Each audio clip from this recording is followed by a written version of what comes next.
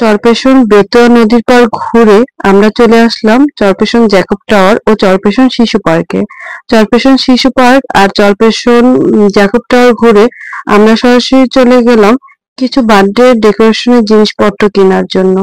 এগুলো নিয়ে আমাদের অবশ্য অনেকগুলো প্ল্যান আছে, সেগুলো আপনাদের সাথে আমরা পরবর্তী ভিডিওতে শেয়ার করব। আজকে শেয়ার করছি এই যে ওদের বাসায় দুপুরের খাওয়া দাওয়া। তো আমরা চলে গেলাম, ঘুরে ঘুরে আমরা অনেক বেশি টায়ার্ড হয়ে গিয়েছিলাম। এখন আমরা বাসায় চলে যাচ্ছি। বাসায় যাওয়ার জন্য আমরা এখান থেকে একটা অটো ভাড়া করে নিয়েছি, আর অটোটা চরপেশন বাজার দিয়ে যাচ্ছে। তো আমি আপনাদের জন্য একটি ভিডিও করলাম। আমরা অবশ্য বিকালের মধ্যে আবার আমাদের বাড়িতে ব্যাক করব, তাই আমরা খুব তাড়াহুড়া করছি। তাড়াহুড়া করে ঘুরে আমরা আসলে বাড়িতে চলে যাব, না হলে দেখা যায় বেশি রাত হয়ে গেলে ইয়াসটার ঠান্ডা লেগে যাবে। ইয়াসটার অলরেডি লঞ্চের জ্বর উঠেছে একবার। তো এখন আমরা ওদের বাসার উদ্দেশ্যে রওনা হলাম আমরা একটা অটো নিয়ে। আর ইয়াসটা তো খুব এক্সাইটেড, অনেক কথাবার্তা বলতেছিল। তো এই যে ওদের বাসার দুপুরে খাবার দাবারের আয়োজন, ওরা ভর্তা, ভাজি, ডিম, রোস্ট, পোলাও সব রকমেরই আয়োজন করেছে। আসলে গ্রামে আসলে এসব রোস্ট পোলাও থেকে ভর্তা, ভাজি এগুলোই অনেক বেশি খেতে ভালো লাগে।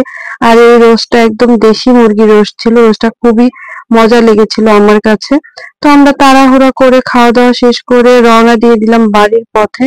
এখন আমরা আরেকটা অটো ভাড়া করে নিয়েছি। গ্রামে আমরা যেখানেই যাব না কেন আমরা এই অটো দিয়ে যাব।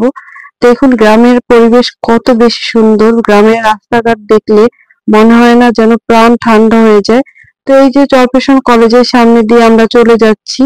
এখন আমরা বাড়ির উদ্দেশ্যে রওনা হয়েছি। এরপর এক একটা পর পর এক একটা ব্লগ আসতে থাকবে আপনাদের জন্য, অনেক সুন্দর সুন্দর ব্লগ।